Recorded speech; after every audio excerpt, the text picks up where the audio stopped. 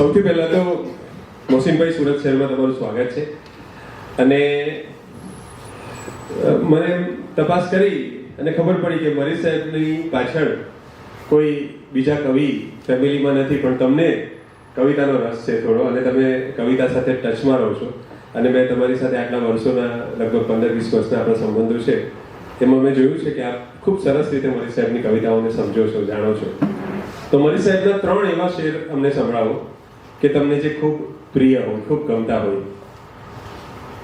ઘણું ડિફિકલ્ટ કામ છે, કારણ કે આખા સંગ્રહમાંથી 3 મેં સિલેક્ટ કરવા વેરી ડિફિકલ્ટ. બધા મેં જે હમણાં 3 પસંદ કરેલા છે તે આજના સાથે કદાચ આપણે ઘણો વધારે સુસંગત છે. શું હશે મારામાં કે ખેંચે છે આ સઘળા મને, શું હશે આ મારામાં કે ખેંચે છે આ સઘળા મને, ઘર મને, ગુલશન મને, જંગલ મને, સહરા મને. ક્યા વાત, ક્યા વાત, ક્યા વાત. છૂટવા માટે હજી દેખાય છે રસ્તા મને, એ ગઝલનો શેર છે. એ મને કહેવાને આવે છે કે ભૂલી. બીજો શેર છે, શરાબી પર આ તારી મહેરબાની કમ નથી સાકી. શરાબી પર તારી આ મહેરબાની કમ નથી સાકી, કૃપા એ છે નશાની સ્થિરતા કાયમ નથી સાકી. સ્થિરતા જો નશાની કાયમ રહી જાય તો દુનિયાની શું હાલત થાય. અને મરી સાહેબનો બીજો પણ એક શેર મને એની સાથે યાદ આવે છે, બહુ અદ્ભુત શેર છે. મરી સાહેબને વિધિવત ધર્મ સાથેનો સંબંધ નહોતો, પણ એ કહે છે કે સુરાતથી લઈને મેં કોશિશ કરી નમાજ સુધી. રેન્જ બંને બતાવે છે કે સુરાતથી લઈને મેં કોશિશ કરી નમાજ સુધી, પણ એક સરખી કસામાં મજા નથી મળતી. કસામાં મજા, કન્સિસ્ટન્સીનો જે પ્રોબ્લેમ છે એ પેલા શેરમાં પણ હતો કે કાયમ રહી જો જાય તો પૈગંબરી મળે, દિલમાં જે એક ડર કોઈ વાર હોય છે. મોહસિનભાઈ, તમારો જન્મ ક્યારે? When were you born? મારો જન્મ 23rd ડિસેમ્બર 1947, એટલે કે હમણાં જ મારું એક બર્થડે ગયું થોડા વખતના પહેલા. ઓકે, 1972 યરમાં મેં પ્રવેશ કર્યો.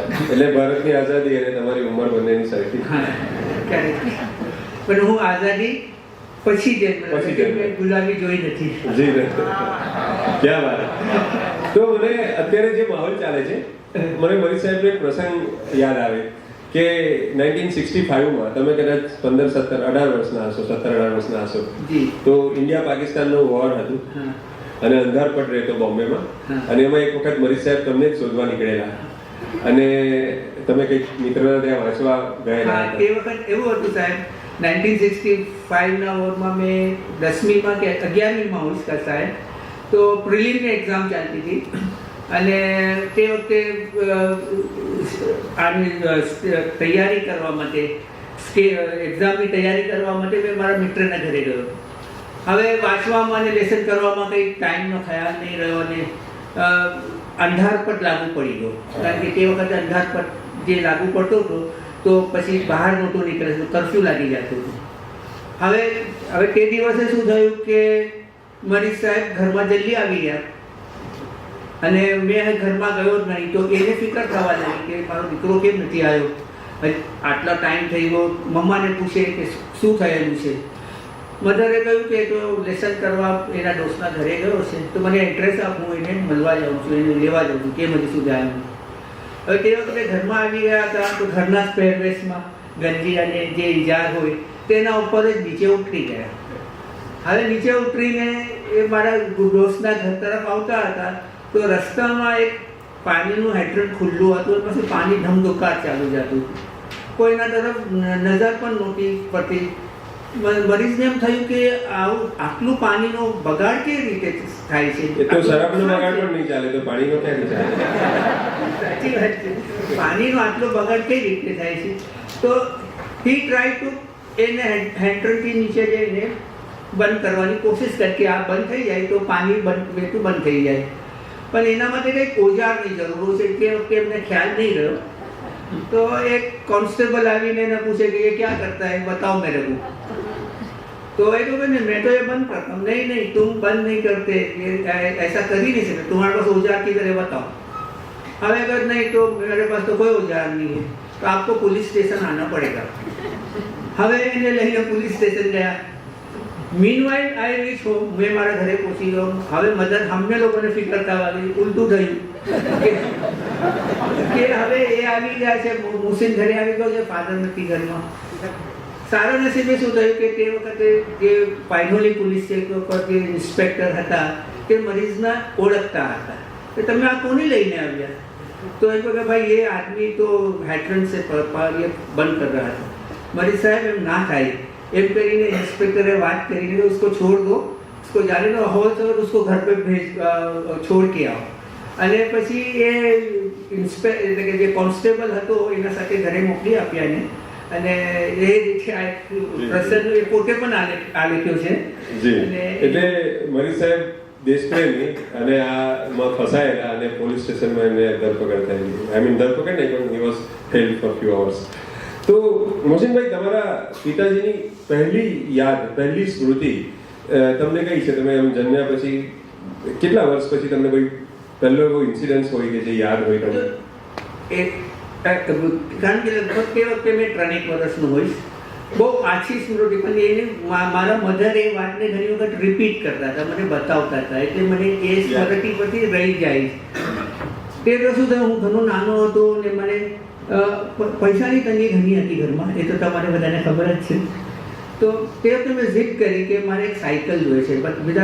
બીજા છોકરાઓ સાયકલ ફેરવે ને હું જોયા કરું, મને મળે પણ નહીં। તો દરરોજ મારા ફાધરના પાસે એની કમ્પ્લેન કરું કે મને સાયકલ અપાવો કરીને। તો અપાવીશું કરીને થોડા ટાઈમ નીકળી ગયો। હવે એક વખત શું થયું કે હું મારા મધરના સાથે એના ઘરે, એટલે કે એ નાગદેવી મારે અમારા ઘરથી લગભગ 10 મિનિટ દૂર ગયો હતો ને। તે વખતે રમઝાનનો મહિનો ચાલુ હતો। હવે રમઝાનના મહિનામાં અમારી એક મોટી રાત આવે છે, લૈલતુલ કદ્ર કહેવાય છે। એ રાતમાં બધું જાગરણ થાય ને અલ્લાહ પાસે દુઆ મંગાઈ ને એવી રીતે એ રાત આખી પૂરી અલ્લાહની યાદમાં વિતાવવાની હોય છે। હવે લગભગ 10-11 થયા હતા અને મારી મધરે એવું દીકરા આવે તું શું યાદ, જે માંગવું હોય તે માંગી લે અલ્લાહ પાસે, કે આ તો મોટી રાત છે તો તને જે તને માંગશે તે મળી જશે। મારા પાસે તો એક જ માંગણી હતી કે મને સાયકલ જોઈએ। મેં અલ્લાહ પાસે સાયકલ માંગી કે અલ્લાહ મને સાયકલ આપ કરીને। હવે બનવા જોગ એવું બની ગયું કે એના આગલા દિવસે જ મરીઝ પાસે કંઈક પૈસા આવી ગયા। હવે બીજી બધી પ્રાયોરિટી ઘણી હતી, પણ એ બધું છોડીને મારા માટે સાયકલ લઈ આવ્યા। હવે સાયકલ લઈને આવ્યા અને પછી બીજે દિવસે અમે લોકો પાયડુની મળે ઘરે, પણ અમારા ઘરે નાગદેવીના ઘર પર, જ્યાં મધરનું ઘર હતું ત્યાં આવીને મને સાયકલ આપી। હવે સાયકલ પ્રેઝન્ટ કરી તો પહેલાં મારા મધરે એમ જ કહ્યું કે જો તારે અલ્લાહે તું માંગું ને તને મળી ગયું કરીને। અને જ્યારે હું સાયકલ ફેરવવા લાગો ત્યારે એના ચહેરા પર જે ખુશી હતી, તો મને તો એમ લાગે છે કે કદાચ નશો કરીને પણ એટલી ખુશી નહીં મળી હોય। તો મરીઝ સાહેબને તમે શું સંબોધન કરતા, શું કહેતા તમે? અમે નામ એકચ્યુઅલી અમે લોકો પપ્પા જ કહેતા હતા થ્રુ આઉટ। જી જી। અને બસ એ જ સંબોધન હતું। તો તમને એમની સામે કોઈ શિકાયત હતી, ફરિયાદ થઈ? શિકાયત મને એ રીતે તો જોવા જાવ ને તો શિકાયત પર્સનલ મારા સાથે તો એનું એવું કંઈ હતું નહીં, અમને કદી ધમકાવ્યા બી નથી। પરંતુ એમની શરાબની આદતના કારણે ઘણી વખત ઘરમાં તણાવભર્યો પરિસ્થિતિ સર્જાતી અને મારા મધર સાથે બોલાચાલી થતી, ઝઘડો પણ થતો। હવે એમની આ ખામી જે છે તે સમાજ ઓવરલુક કરતી, નજરઅંદાજ કરતી, કારણ કે ઘણા મોટા શાયર જે બી કહો તમે, પરંતુ એની આ ખામી છે એની તો બુદ્ધિ પ્રતિભાના લીધે ઢંકાઈ જતી હતી। પરંતુ અમે એના સાથે રહેનારાઓ તે સ્પષ્ટપણે જોઈ શકતા હતા। હવે આ વસ્તુનો એને અહેસાસ હતો કે આ વસ્તુ ના થવી જોઈએ, પણ થતી હતી। એક બહુ સરસ શેર આ બાબત પર એમણે લખેલું, યાદ આવે તમને? મને યાદ આવે છે, અલ્લાહ અને બીજા તો ભલે આપસે માફી, અલ્લાહ અને બીજા તો ભલે આપસે માફી, સાચી તો એ માફી છે કે ઘર માફ કરી દે. એમાં હતી મતલબની અસર માફ કરી દે, એ પહેલી મોહબ્બતની નજર માફ કરી દે. તો મોહસિનભાઈ, મરીઝ સાહેબે લખ્યું છે કે સુખ તો આવે છે ચારે બાજુથી, સુખ તો આવે છે ચારે બાજુથી, દુઃખ તમારા વગર નથી મળતું. કે સુખ તો આવે છે ચારે બાજુથી, દુઃખ તમારા વગર નથી મળતું, ને બહારથી જોતા આપણું લાગે એવું એકેય ઘર નથી મળતું. તો મેં જોયું છે કે રસ્તા વિશે બહુ શેરો લખ્યા છે એમને, અને બધા વિશે બહુ શેરો લખ્યા છે. સુરતમાં એમણે કેટલા ઘર બદલ્યા અને મુંબઈમાં કેટલા ઘર બદલ્યા?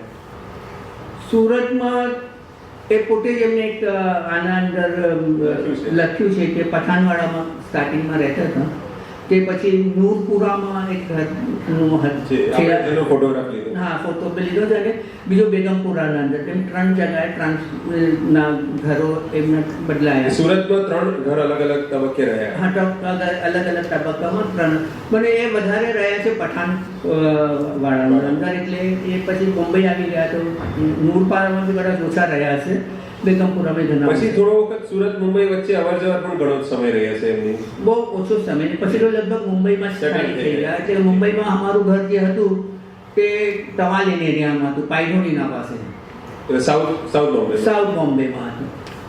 એ ઘર મેં એ ઘર વિશે સાંભળ્યું છે, એનું શેપ વિશે મેં એના ડિસ્ક્રિપ્શન બહુ બધા લોકો પાસે સાંભળ્યા છે કે ચેસ રમતા કે જે રમતા તે કેવી રીતનું ઘર હતું, જરા વાત કરો. એ ઘર છે ને, હવે એકચ્યુઅલી ઘર કેવા કરતા કાતરિયું કેવું વધારે બેટર રહેશે.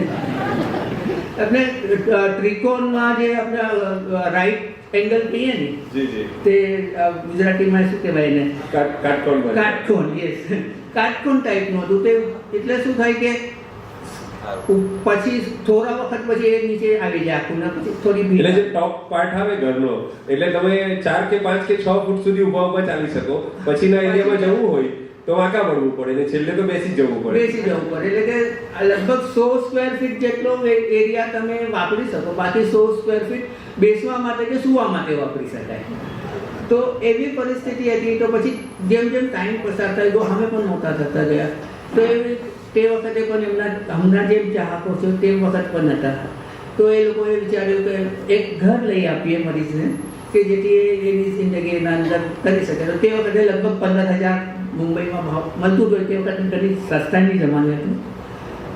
તો તે વખતે મરીઝ સન્માન સમિતિનું એક આયોજન કરવામાં આવ્યું, એક ઘરના માટે મુસાયરો પણ યોજાયો. જી, મને ખ્યાલ છે. તો એ સન્માન સમિતિના કન્વીનર જે હતા, એ નર જે હતા એ પોતે શાયર જ હતા, હું નામ નથી બોલવાનું એમનું, પણ એમનો પૈસા ખવાઈ ગયા. હા, હું કહું એમને કે સન્માનની થેલી લઈને ગયા અને એ જુગારમાં હારી ગયા.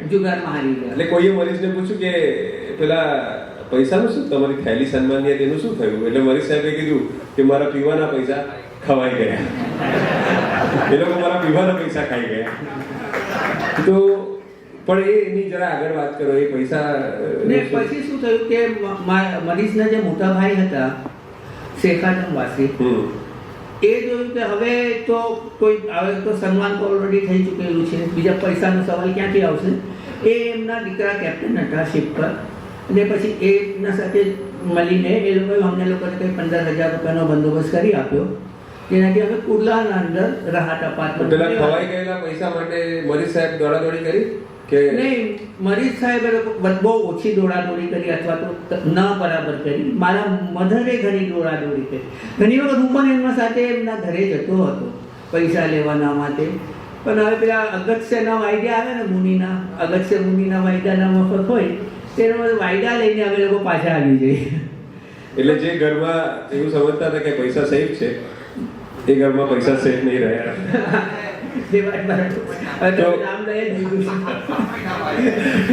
તો આ મજાક ની પાછળ સાહેબ મોટી વાત એ છે કે આ એમણે હસવામાં ઉડાવી દીધી કે મારા પીવાના પૈસા ખવાઈ ગયા, પણ એમણે પોતાના મોઢે કદી નામ લીધું નહીં.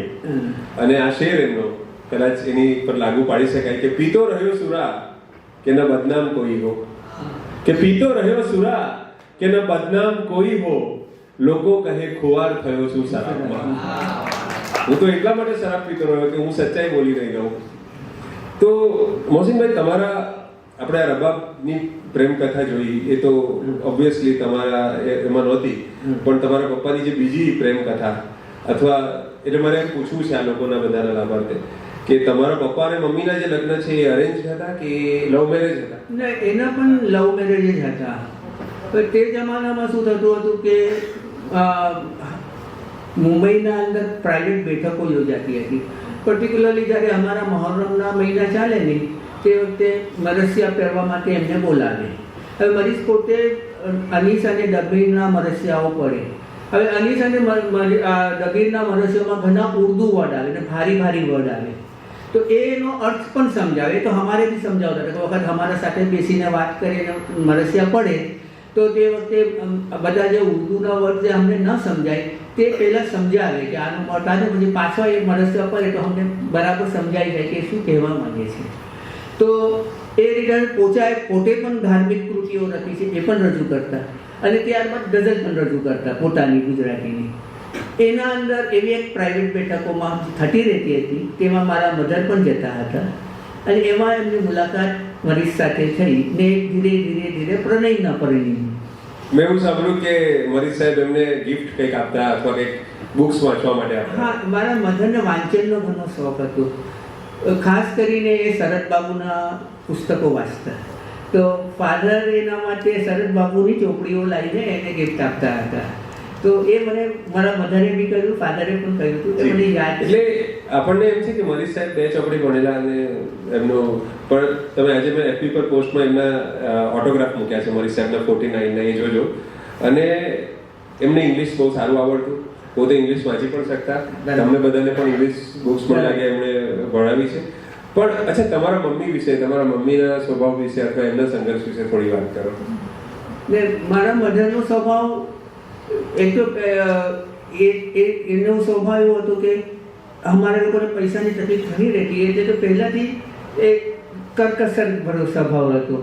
પણ એના સાથે એવું પણ હતું કે જ્યારે અમે સ્કૂલમાં જઈએ ને મારા કોઈ વખત કોઈ આના અંદર માર્ક્સ ઓછા આવે, ઘણી વખત મારે 6 માસિકની એક્ઝામ થાય ત્યારે ખબર પડે, રિઝલ્ટ થાય. ફાધર તો વખત રિઝલ્ટ જોતા નહોતા, પણ મારા મધર એ રિઝલ્ટ જોઈને એમને બતાવે કે ભાઈ હવે મોસીને કંઈક મેથ્સનું ટ્યુશન, સાયન્સનું ટ્યુશન આપવું પડશે નહીં તો કામ નહીં ચાલે. એ કંઈ ના નહોતા પડતા, ખાલી એને ઇન્ફોર્મ કરતા હતા કે this has to be done, આ કરવાનું છે ને કરવું જોઈએ એમ નહોતા પૂછતા, કરવાનું છે ને એ કરી નાખતા. એટલે પછી મને ટ્યુશન આપવાની જરૂર હોય તો ટ્યુશન પણ એ પછી અપાવતા. એટલે એ રીતે અમારું જે ઘડતર થયું ને અમારું જે ઘડતર થયું આજે અમે એટલો જિંદગીમાં આગળ આવી શકીએ તેનો ઘણો મોટો હાથ છે મારા મમ્મીનો. તો તમારા મમ્મી પોતાના ભાઈને કે પોતાના દિયર કે જેઠને કોઈ દિવસ ફરિયાદ કરી શકતા કે ભાઈ આ મરીઝ સાહેબ આમ છે, કમાતા નથી, આમ છે, પૈસા નથી લાવતા વગેરે કંઈ પણ બીજી ફરિયાદ? ને એવું એમાં રહીશભાઈ છે કે ફરિયાદ તો થતી પણ હતા અને કરી શકતા પણ કરી શકતા નહોતા. એનું કારણ ખાસ કરીને એ હતું કે જ્યારે મરીઝનો આનંદ મારા મધરના સાથે પ્રણય ચાલી રહ્યો હતો ને એ શાદીની વાત કરી ત્યારે એના ભાઈ, એના મોટા ભાઈ અને ડેડી એટલે કે ના પાડી કે ભાઈ તમે આ મરીઝના સાથે શાદી ના કરો, અહીંયા તમે સુખી નહીં થાઓ. એટલે જેઠે પણ ના પાડી અને એમના ભાઈઓએ પણ ના પાડી કે નહીં તમે અહીંયા શાદી કરવા, કારણ કે આને કંઈ સ્થાયી એની ઇન્કમ છે નહીં ને તમે દુઃખી થશો. તો પણ મારા મધર માન્યા નહીં. હવે પ્રેમ એવી વસ્તુ છે કે એટલે પછી ફરિયાદ કરવાની કોઈ જગ્યા રહી નહીં, અવકાશ રહેતો નથી. બાળપણની કોઈ મરીઝ સાહેબની કોઈ સેન્સ ઓફ હ્યુમરની કોઈ સ્મૃતિ હોય, કોઈ તમને યાદ હોય? કારણ કે એમની કવિતાઓમાં બારોબાર હ્યુમર દેખાય છે, તો કોઈ એવી સ્મૃતિ તમને યાદ હોય? એક વાત યાદ આવે છે કે એક આગળ વયના શખ્સ મરીઝને મળવા આવતા, ચાહક પણ હતા એના, અને એ આવીને મરીઝને કહ્યું કે મને તમારી એક સલાહ જોઈએ છે. તો શું તમને કહેવું છે કે મારી દીકરીની શાદીની વાત એક યુવાન સાથે ચાલી રહી છે અને એ યુવાન તમારો ચાહક છે અને તમારા સાથે એને ઉઠવા બેસવાના પણ સંબંધો છે. તો તમારો આના માટે મારી દીકરી હું એને આપું, શાદી કરું તો એના માટે તમારો શું અભિપ્રાય છે? મરીઝ થોડા વખત વિચારીને જવાબ આપો કે ભાઈ હું તમારે એક જ વસ્તુ કહી શકું છું કે ઘણી વખત આ ભાઈ આ યુવાન અને દૂધવાળો એક સાથે સવારે આવે છે. એટલે રાત્રે ઘરે આવવાનો ટાઈમ હોય ને તો એ ભાઈ રાત્રે ઘરે આવે ને દૂધવાળો સવારે આવે એનો ટાઈમ એક જ હોય છે.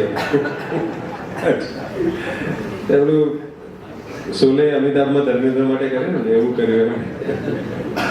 અચ્છા, તમારા પપ્પા બહુ મોટા શાયર છે જી. એવી તમને એકદમ શરૂઆતમાં તો ખ્યાલ નહીં આવ્યો હોય, તમને ક્યારે ખ્યાલ આવવા લાગ્યો કે મારા પપ્પા બહુ મોટા શાયર છે? એટલે કે મારે કિશોર અવસ્થામાં જ મને એ સમજાઈ ગયું હતું. જી. કિશોર અવસ્થામાં જ એક ગુલઝારે શાયરી કરીને એક પુસ્તિકાનું આયોજન હતું. એમાં તે વખતના જે સાક્ષાત જહાંગીર સંજાના, ઘણું મોટું નામ બહુ છે, મોટા વિવેચક કહેવાય. વિવેચક છે, તો એમને ગઝલના ઉપર વિવેચન કર્યું હતું અને બીજા કોઈની ગઝલ પર એ વિવેચન કર્યું જ નથી. અને મારા ફાધરને એના માટે ગર્વ પણ નહોતું કે એ આટલી મોટી હસ્તીએ એના ગઝલના ઉપર વિવેચન એ સંજાણા સાહેબ તો અંગ્રેજીમાં ગુજરાતીનું વિવેચન ઘણી વાર હા, કરતા correct. અને આઈ થિંક કે મરીઝ સાહેબ સિવાય બીજા કોઈ વિષય એમણે ગઝલકાર વિશે લખ્યો નથી. બરાબર છે. તો એ હિસાબે એમને એ વાતનું ગર્વ પણ હતું. તદુપરાંત મરહુમ હરીન્દ્ર દવે, મરહુમ સુરેશ દલાલ, મરહુમ ભગવતી કુમાર શર્મા, આ બધા પણ એમની શાયરીને બદલાવતા હતા. આજે સવારે આવતી વખતે મને મારી બેનીએ વાત કરી હતી કે મરહુમ સુરેશ દલાલ એક વખત સંચાલન કરી રહ્યા હતા મુશાયરાનું. તો મુશાયરાનું સંચાલન કરતી વખતે દરેક શાયરને ઇન્ટ્રોડક્શન આપતા, આ પહેલાં કંઈક ને કંઈક એના માટે વાત કરતા ને પછી ઇન્ટ્રોડ્યુસ કરતા. જ્યારે મરીઝનો વારો આવ્યો ત્યારે કહ્યું કે હવે હું મરીઝને રજૂ કરું છું, હવે કોઈ આની રજૂઆતના માટે કંઈ ઇન્ટ્રોડક્શનની જરૂર નથી. તો બાળપણમાં એટલે ચાઇલ્ડહુડમાં જે તમને તકલીફ પડી પૈસા વગેરેની, તો એ કેવા પ્રકારની હતી? શું તમને એના પર કેવી રીતે અસર પડતી? કોઈ ઇન્સિડન્સ યાદ આવતો હોય તમે? એના સાધારણ તકલીફ તો પડી જ છે, પણ એ લિમિટમાં હતી. અમે સહી શકે એવી લિમિટમાં હતી. એવી નહોતી એ પૈસાનો બંદોબસ્ત ક્યાંથી થઈ જતો હતો, કઈ રીતે થતો તે ખબર નહીં, પણ થઈ જતો હતો. હવે એક ઇન્સિડન્ટ તમારે કહી શકું કે મરહુમ આસિમ રાંડેરી એના ઘણા ક્લોઝ ફ્રેન્ડ હતા, ઘણા મિત્ર, નજદીકના મિત્ર હતા. તો ઘણી વખત ઘરમાં પૈસા ના હોય તો મારા ફાધર મને એક ચિઠ્ઠીના ઉપર, ચબરખીના ઉપર લખીને આપે, આસિમભાઈ મુસીમને 10 રૂપિયા આપજો, મળીશ. હવે એના સાથે મારા મધર મને આખું કરિયાણાનું ને જે લાવવાની લિસ્ટ આપે કે આ બધી વસ્તુ બી તું જાય ને લઈ આવજે માર્કેટથી. હું એ ચિઠ્ઠી લઈને જાઉં આસિમભાઈના પાસે, આસિમભાઈ મને 10 રૂપિયા આપે. એ પૈસામાંથી મેં બધું બજાર પણ લઉં ને એમાં પૈસા ઘણી વખત બચી પણ જતા. એટલે મારો કહેવાનો આશય એમ છે કે તે વખત 10 રૂપિયાની કિંમત ઘણી ઊંચી હતી. એટલે કે બીજી બધી વસ્તુમાં બી જો તમે વિચારતા હોય તો એ વસ્તુ રૂપીઝની વેલ્યુ, પરચેસિંગ પાવર હમણાં જે છે ને તે વખતનો ઘણો ફરક. કેમ કે 50 પૈસામાં મરીઝ સાહેબની પ્યાસ પણ બુજાઈ જતી, એટલે સોમવારે એટલે 5 રૂપિયા 10 રૂપિયા તો ગઝલ વેચતા હતા. એ વાત તમે વાત કરો તો 5 રૂપિયા 10 રૂપિયા આજના નહીં પણ તે વખતના, એ વિચારવાનું છે. સાહેબ, મરીઝ પર જે નાટક લખાયું, મનોજ શાહ દિગ્દર્શિત અને વિનીત શુક્લા જે મારી પુસ્તકનો આધાર એમ લખ્યું છે, તો તમને એમાં જે અસહમતિ હતી, નાટકમાં ઘણી બધી વસ્તુ એવી છે જે બુકમાં નથી, પણ તમને જે એમાં જે થોડો ઘણો વિવાદ હતો, તો એ શેના કારણે હતો? શું વિવાદ હતો? જે એ પહેલી વસ્તુ તો એ છે કે નાટક કે બાયોપિક જે પણ લખે ને એના પાત્રો સાથે નાટકમાં આવતા વસ્તુઓ એના સાથે સુસંગત થવી જોઈએ, એને કોમ્પ્લિમેન્ટ આપવી જોઈએ, નોટ એને કોન્ટ્રેડિક્ટ ના કરવું જોઈએ. એને કોમ્પ્લિમેન્ટ થાય તો જ એ કામ લાગે. હવે એના નાટકમાં તમે જોશો કે એક સીનમાં એમ બતાવ્યું છે કે હું એના સાથે ઝઘડું છું, કારણ કે મેં મોસીનનું જે પાત્ર છે એ ઝઘડે છે. એમાં બતાવ્યું છે કે હું મરીઝના સાથે ઝઘડું છું કારણ કે હું ભૂખો છું, એટલે ભૂખના અંદર મને કંઈ સમજ પડતી નથી અને એના સાથે ઝઘડું છું.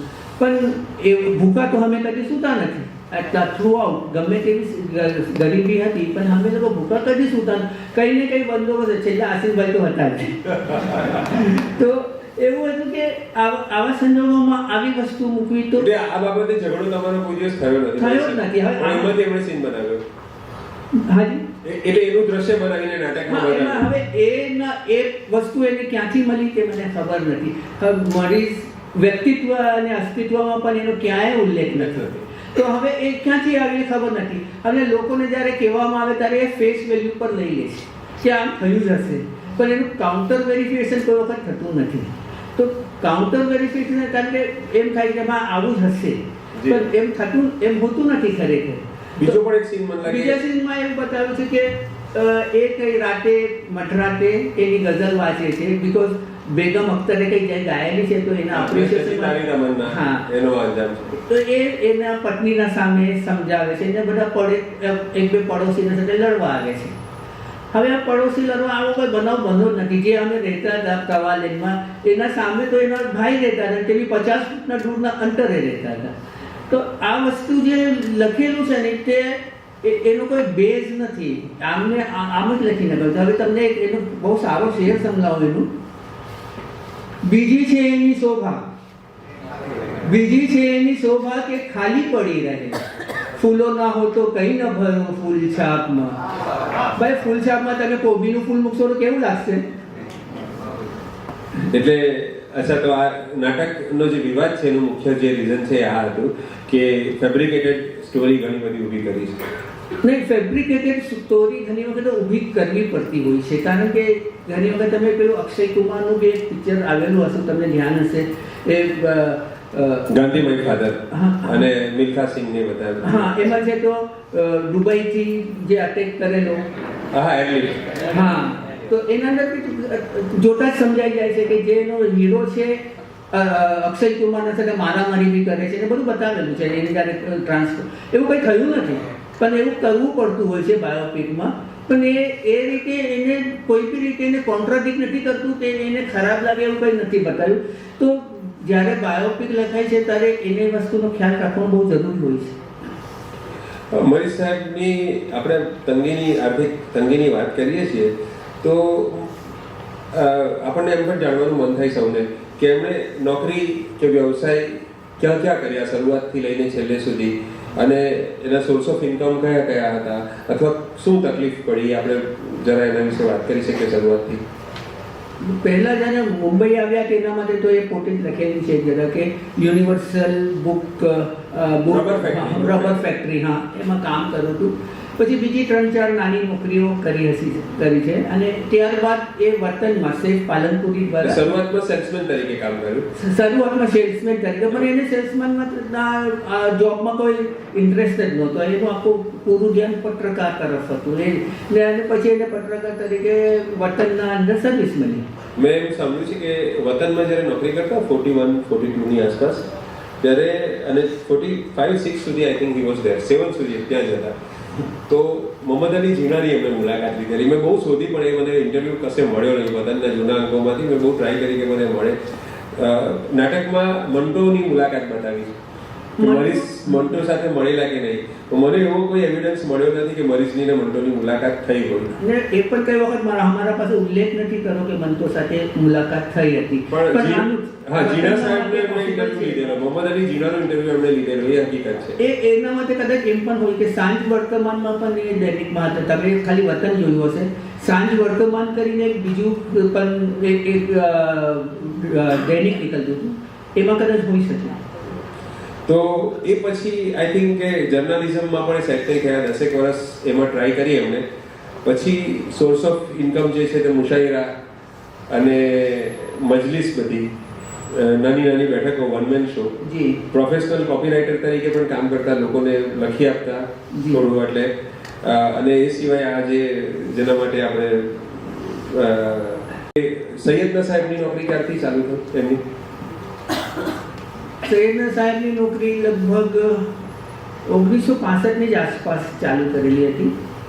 અને તે વખતે શું કે એમને સૈયદના સાહેબના તરફથી બોલાવવામાં આવ્યા કે ઇન્સાફ કરીને, કારણ કે બુલેટિન એના સામે અમારા કોમમાં એક બુલેટિન કરી, દાઉદી બોરા બુલેટિન એટલે કરી, સુધારાવાદીઓ જે છે હા. એમનું બુલેટિન મેગેઝિન ચાલતું અને આ સૈયદના સાહેબનું ઇન્સાફ મેગેઝિન. હા એ પણ પહેલા બુલેટિન ચાલુ થઈ ગયું હતું ને જ્યારે એનામાંથી અમુક ઘણી ખોટી ખબરો છપાવવા લાગી ત્યારે એમને થયું કે ભાઈ હવે આ ઘણું વાત ઘણી આગળ વધી ગઈ છે તો આપણે પણ એનો જવાબ આપવો જોઈએ. તો એની ખોટી વાતની મેં તમને એક વાત જી, પણ કરી. અને સાહેબ મેં એવું સાંભળેલું કે ઇન્સાફમાં અપોઇન્ટ થયા અમારી સાહેબ પછી નોમાન કોન્ટ્રાક્ટર એટલે જે બુલેટિન વાળા હા એ કઈ બ્લેન્ક ચેક ઓફર કરેલો મરી સાહેબ, હા. સાચી વાત છે? હા એ વાત સાચી છે, કારણ કે જ્યારે વખતે એમને વાત ચાલતી હતી મરીઝને એડિટર તરીકે અપોઇન્ટ કરવાની, ત્યારે નોર્મલ કોન્ટ્રાક્ટરે એમને મળ્યા હતા અને એમ કહ્યું હતું કે ભાઈ તમે છે તો ઇન્સાફમાં ભલે ના લખો પણ તમે બુલેટિનમાં ભલે ના લખો. બુલેટિનમાં ભલે ના લખો, તમે પહેલે તો એને બુલેટિનમાં આપવાની ઓફર કરી, પણ પછી જો તમને બુલેટિનમાં ન આવવું હોય તો તમે ના લો, હું તમને બ્લેન્ક ચેક આપું, તમને જે પૈસા લખવા હોય તે લખી દો, હું તમને ઓનર કરી દઈશ. પણ એ સ્વીકારી નહોતી, કારણ કે ઓલરેડી તે એટલે નોટ ટુ જોઈન ઇન્સાફમાં જોઈન ન થવા માટે એમને ઓફર કરેલી. ઓકે, હવે સાહેબ મરીઝ સાહેબે જે એક ગઝલમાં લખેલું હતું કે તમને ખબર છે કેવી કવિતા અમારી છે, જે કડી છે ભાગ્યની રેખા અમારી છે, ને ઘર બેઠા જે લખીએ છીએ સંભળાય છે સૌને, ને જે મુશાયરા છે એ શાખા અમારી છે. હવે આ મુશાયરા અમારી શાખા છે એમ કહેવા પાછળનો એમનો સંકેત એ હતો કે ઘણા બધાને લખી આપતા, અને 1958ના વર્ષમાં એક મુશાયરો એવો હતો કે 16 જેટલા શાયરો મરીઝ સાહેબે લખી આપેલી ગઝલ એમાં વાંચતા હતા. એટલે આ સ્થિતિમાં આવ્યા ધીરે ધીરે. એને માટે એક પુસ્તક પણ એમણે લખ્યું છે કે જણસ અમૂલી અમસ્તી બનાવી નાખી છે. એટલે મરીઝ સાહેબને પ્રતિષ્ઠાની કોઈ ગતાગમ નહોતી, એની કોઈ પરવા નહોતી, અને આર્થિક તકલીફો મોટી હતી, અને લોકોએ જોયું કે આની ડિમાન્ડ છે 50 પૈસા 1 રૂપિયો શરાબ માટે એને આપો. એટલે મરીઝ સાહેબની શરાબની પ્યાસ છુપાતી રહી, અથવા એમની આ બધી જરૂરિયાતો હતી એ પૂરી થતી રહી, અને બીજી તરફ મુંબઈના આકાશમાં નવા કવિઓનો ઉદય થતો રહ્યો. જણસ અમૂલી અમસ્તી બનાવી નાખી છે, પરાયા શહેરમાં વસ્તી બનાવી નાખી છે, જગતના લોકમાં જ્યારે ગજુ ન જોયું મરીઝ, મેં મારી જાતને સસ્તી બનાવી નાખી. તો એક તબીબ તો પકડાયા, પણ બીજા ઘણા કમ્પાઉન્ડર હતા. હવે એમાં એવું છે કે તબીબનું જ્યારે વાત નીકળે છે તો એ કહી શકું કે એક આઈસબર્ગ જેવું છે, જેમાં આઈસબર્ગમાં તમે 1/10 જોઈ શકો છો, 9/10 ભાગ જે છે તે જ જોઈ શકો છો, બાકી 9 ભાગ તો પાણીના અંદર હોય છે. એવી રીતે કદાચ 9 ભાગ જે કહું તેના કરતાં 9 થી જેમ તમે કહું તેમ કદાચ વધારે બી હોઈ શકે છે. તો એ રીતે પણ શા માટે ખાલી મરીઝ એકલાને શા માટે? કારણ કે એના સમકાલીનો પણ તો લખી જ આપતા, એ કદાચ તમને ખબર હશે. જે મને ચોક્કસ ખબર છે. એટલે મરીઝ સાહેબના બીજા ઘણા બધા સમકાલીનોએ, અને ખાસ કરીને જે વિરોધ કરતા હતા એમણે પણ બીજા બહુ બધાને લખી આપી છે. પણ આ સંગ્રહ છપાવવા સુધી સંગ્રહ છપાવવા સુધી ગયું આ, અને એક આખો સંગ્રહ 2000 એમ કહેવાય છે કે 2000 રૂપિયાની ઉધારી હતી, એમ અફવા છે, એવી વાત છે, અને એના બદલામાં એમણે આ સંગ્રહ લખીને આપ્યો. તો આ મરીઝ સાહેબ ને પંક્તિ મને યાદ આવે કે એવો કોઈ દિલદાર જગતમાં નજર આવે, એવો કોઈ દિલદાર જગતમાં નજર આવે, આપી દે મદદ કિંતુ ના લાચાર બનાવે. પણ એમને એવા મિત્રો મળ્યા નહીં. તો મરીઝ સાહેબને પોતાને એવો અહેસાસ હતો ખરો કે આ સમય જે રીતે એમનો વીતી રહ્યો હતો, બીજાને ગઝલ લખી આપી. મરીઝ સાહેબની 66ની સાલમાં દર્દ આવ્યો, 68માં એમનો પોતાનો સંગ્રહ આવ્યો આગમન. તો આગમનની ગુણવત્તા દર્દ કરતા ઘણી સારી છે, અને આગમન અને દર્દમાં ભાગ્યે જ કઈ ઓવરલેપ છે. So he was very much aware કે મેં દર્દમાં જે આપ્યું છે, ભલે એ પુસ્તક અત્યારે બેકાર ગયું, પણ આગમનમાં એને કઈ રિપીટ નથી થવા દીધું. નકશા એમના દેશ પછી તમે સંપાદિત કર્યું, તો એમાં થોડી ગડબડ થાય છે, અને દર્દ અને નકશાની વચ્ચે થોડી સિમિલારિટી આવી જાય છે. પણ 66 અથવા 68 to 83 આ 15 વર્ષનું જે એમનું કામ છે છૂટું છવાયું, એ કામ પણ બીજા બહુ બધા શાયરો એમનું લઈ ગયા છે અને એ પોતાનું છે એમ કરી. કે આઈસબર્ગનો એ 10મો ભાગ દેખાય છે તમને, બાકીનું તો આપને તો ખબર. આ રીતે સપોઝ એમનું 5-10 રૂપિયા માટે ગઝલ લખાય અને ગઝલની એમને ક્રેડિટ ન મળે, ખાલી આટલી રકમ મળે, આવી સ્થિતિમાં જીવન ગુજરતું હોય. પહેરેલાલ એમની પોતાની જે યાદગાર જે ગઝલો છે, એમના જમણા હાથનું સર્જન છે, એનાથી તો એમની પ્રતિષ્ઠા, મુશાયરા વગેરે ચાલી રહ્યા હતા. તો ડીડ હી નો કે હું આ બધામાં સર્વશ્રેષ્ઠ છું, અથવા એમને બી ખબર હતી કે આજે નહીં તો કાલે મારી કિંમત થશે? હા, એ અમારી સાથે ઘણી વખત એ વાતમાં કહેતા કે હું સર્વશ્રેષ્ઠ છું. એનું કહેવાનું તે વખતે એમ હતું કે આજથી 50 વર્ષ પછી જ્યારે અમારા સમકાલીન ગઝલો, એના સમકાલીન ગઝલો હાજર નહીં હોય, ત્યારે એનું મૂલ્યાંકન કઈ રીતે થશે? કોઈ બી શાયરનું મૂલ્યાંકન કરવું હોય તો એનું પુસ્તક વાંચવું પડે તમારે. હવે પુસ્તક જ્યારે વાંચે ત્યારે જ એનું ખરું મૂલ્યાંકન થાય છે. એની છટા છે, એની રજૂઆત છે, તે વખતે તે જોતા નથી. પબ્લિક જે વાંચે છે તે લોકો એમ જ જોઈ છે કે આ શાયરની અંદરના એની લખાણના અંદર એની પ્રતિભા કેવી છે. તો એક રીતે તો 50 વર્ષ પછી જ્યારે લોકો વાંચશે ને એ લોકો નક્કી કરશે કે કોણ શ્રેષ્ઠ છે. કદાચ તમને ખબર હશે કે મુશાયરામાં એવો સિરીઝ તો છે કે જે શ્રેષ્ઠ શાયર સૌથી છેલ્લે બોલે. હવે એવું પણ એના માટે એક શ્રેષ્ઠ શાયરના મને દાવો જ નહોતા કરતા, એટલે એના સાથે કોઈ પણ વખત કોઈ પણ એના સમકાલીન ગઝલકારો સાથે એને મતભેદ નહોતા કરતા. He was not assuming. હા, એને ગમે ત્યાં મૂકો, તમે મને પહેલો બી મૂકશો તો મને ચાલશે, મને મારો પુરસ્કાર આપી દો. અચ્છા, તમે પુરસ્કારની વાત કરી તો મરી સાહેબનું બેંક એકાઉન્ટ હતું કે એવું હતું કે જ્યારે અમે કુગલા ગયા 1971માં અમે કુગલા ટ્રાન્સફર થયા તવાલીથી. 54 વર્ષની એમની ઉંમર. હા, તે વખતે લગભગ 54 વર્ષની. ત્યાં સુધી એનું કોઈ બેંક એકાઉન્ટ હતું નહીં. એ પછી જ્યારે જેમ જેમ સમય વીતતો ગયો નહીં તો અમુક માસિકોમાં એને છપાવવા લાગીને એ લોકોના જે લોકો સ્પોન્સર કરતા હતા એ લોકો ચેક મોકલવા લાગ્યા. પછી કેશ, હવે એ ચેક મને મારા એકાઉન્ટમાં નાખવું પડતું હતું અને પછી અને ઘણી વખત એકાઉન્ટ પે ચેક હોય તો તકલીફ થતી હતી. તો પછી તે વખતે 1972માં એને બોમ્બે મર્કેન્ટાઇલ બેંકમાં એકાઉન્ટ ખોલાવ્યું. આજે બી નંબર યાદ છે, 3659. ઓકે, ક્યાં વાત, વાહ ભાઈ વાહ. તો બંને બાળકો એમના સરસ ભણ્યા અને બંને નોકરીએ લાગ્યા અને મોહસિનભાઈના આઈ થિંક પહેલા પગારમાંથી ઘરમાં પંખો આવેલો, મને એવું ખ્યાલ છે. હા, કે તે વખતે એટલે બી પૈસા નહોતા કે અમે એક ટેબલ ફેન લઈ શકીએ. અમારું ઘર તમને કહ્યું કે નાનું કાતરિયા જેવું હતું અને ગરમી ઘણી લાગી. તો એ ગરમીના અંદર બહુ મુશ્કેલ પડતો હતો ટાઈમ નીકાળવાનો. તો મને જ્યારે મારી પહેલી નોકરી લાગી ને એનો જે પહેલો પગાર થયો, હવે તેમાંથી મેં ટેબલ ફેન લીધું અને પછી ધીરે ધીરે થતું ગયું. તો અહીંયા લુલવાબેન બેઠા છે, એમની સાથે એક બે છેલ્લા સવાલ કરતા પહેલા તમારી પાસે હું આવીશ. તો જી, તમે શું કહેશો પપ્પા વિશે, શું વાત કરશો કંઈ પણ, અને એક બે શેર એમના કહેશો? હેલો.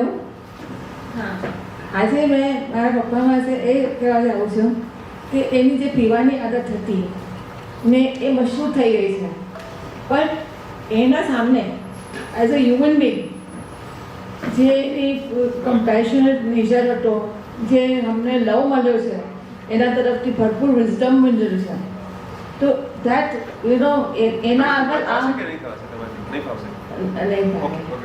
એના આગળ આ પીવાની જે લત હતી એ બહુ ઇન્સિગ્નિફિકન્ટ લાગે છે. જે અમને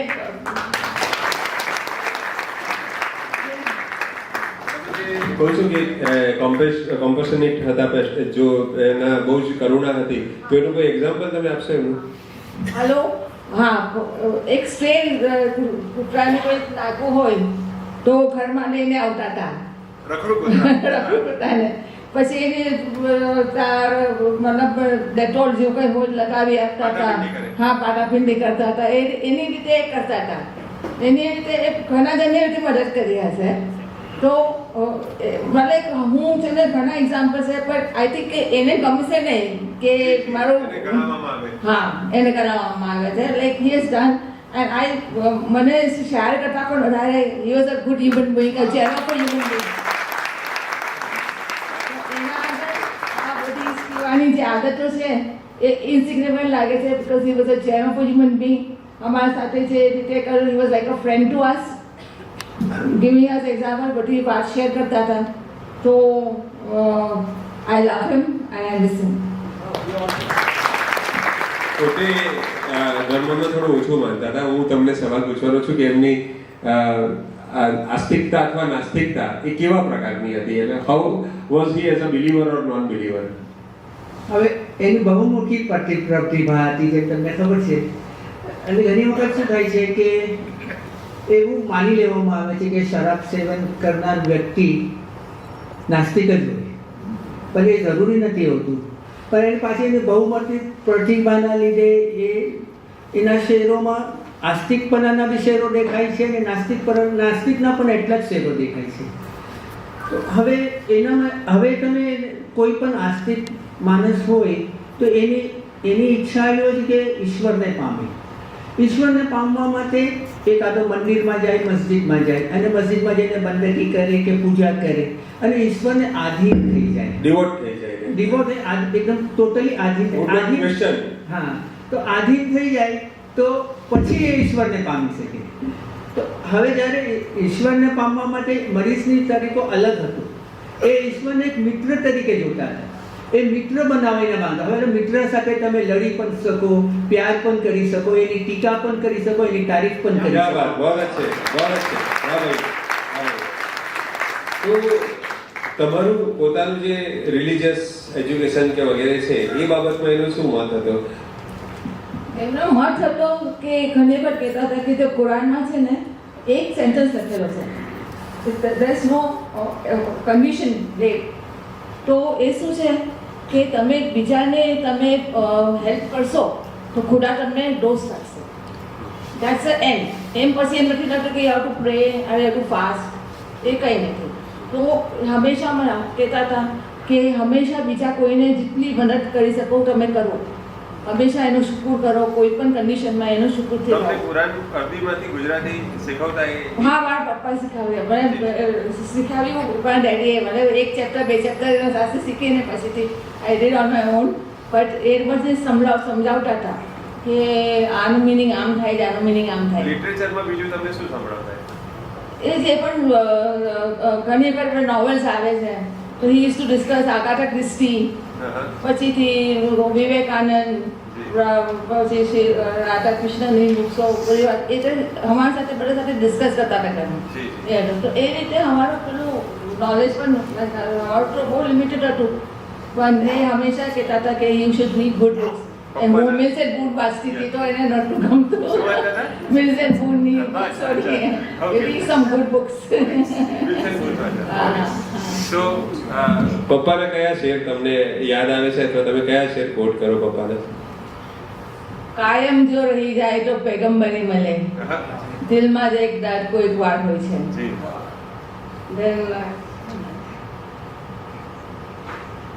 બસ એટલી સમજ મને પરવરદિગાર દે, સુખ જ્યારે જ્યાં મળે બધાના વિચાર દે. જે કંઈ હું મેળવીશ હંમેશા નહીં રહે, જે કંઈ હું મેળવીશ હંમેશા નહીં રહે, જે કંઈ તું આપશે તે સનાતન બની જશે. એ ના કહે તું ક્યાં નથી, લે હું કહું તું જ્યાં નથી, મારી સમજમાં ક્યાં નથી, આવ સમજમાં આવ તું. કાયમ રહી જાય તો પૈગંબરી મળે. હા, દિલમાં જે દર્દ કોઈક વાર હોય છે. જ્યારે કલા નહીં જીવન બની જશે, મારું કવન જીવનનું નિવેદન બની જશે. લાવો મારી પાસે હું અમૃતથી મારું એમને, લાવો મારી પાસે હું અમૃતથી મારું એમને, ઝેર જેવી ચીજ પણ જેઓ પચાવી જાય છે. લાગણી દર્દ મોહબ્બત ને અધૂરી આશા, લાગણી દર્દ મોહબ્બત ને અધૂરી આશા, એ જગા પર જો જમા થાય લડાઈ થઈ જાય. પીતા પીતા મારાથી જે ઢોલાય છે શાકી, એમાં મને હજારોની તરસ દેખાય છે શાકી.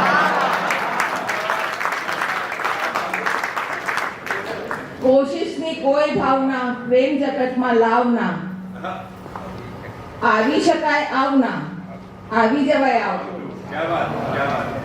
છે સ્કલન વેચણ પ્રસંગોમાં મને પણ છે કબૂલ, કોણ જાણે કેમ આખી જિંદગી બદનામ છે. એ જે કહે ના કોઈ વ્યસન હોવું જોઈએ, કેવું અધૂરું એનું જીવન હોવું જોઈએ. वो गुजरने ओट के उर्दू में ओ मरीज कसलो पकड़ रखाय છે દિલ્હી જબાન. તો એકવાર મોહસિનભાઈ મરી સાહેબ બીમાર હતા અને કોઈ મહેમાન મળવા આવ્યા અને એ આવીને મહેમાને એમ કહ્યું, એટલે મોહસિનભાઈ ના પાડી કે પપ્પા બીમાર છે, છેલ્લા દિવસો હતા, થોડા બીમાર હતા, 2 વર્ષ પહેલા એમને ટ્યુબરક્લોસિસ હતું કદાચ, તો આરામમાં હતા, એટલે એમણે ના પાડી કે નહીં એમ આરામ કરે છે. એટલે પેલા ભાઈએ પોતાની જરા ભલામણને સ્ટ્રોંગ કરવા માટે એમ કીધું કે મરીઝ સાહેબને એમ કહો કે તમારા બધા શેર મને મળે છે એમ, એટલે તો મને હવે જરાક 2 મિનિટ મળી શકાય. એટલે મોહસિનભાઈએ અંદર જઈને મરીઝ સાહેબને કીધું કે કોઈ મળવા આવે છે, માનતો નથી અને એમ કહે છે કે તમારા બધા શેર એને મળે છે. તો એ કહે છે મરીઝ સાહેબ કે